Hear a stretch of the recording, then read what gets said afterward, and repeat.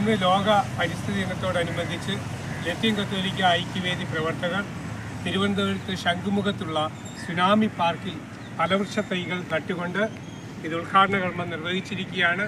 ഇതിൽ ലത്തീൻ കത്തോലിക്ക വിഭാഗത്തിലുള്ള എല്ലാ നേതാക്കളും അടുത്തുള്ളവരൊക്കെ എത്തിച്ചേർന്നിരിക്കുകയാണ്. തീർച്ചയായിട്ടും കടലിൽ കപ്പൽ മറിഞ്ഞുണ്ടായ ദുരന്തമുണ്ട്. മാലിന്യങ്ങൾ തീരദേശത്തെ കടന്നുകൂടുകയാണ്.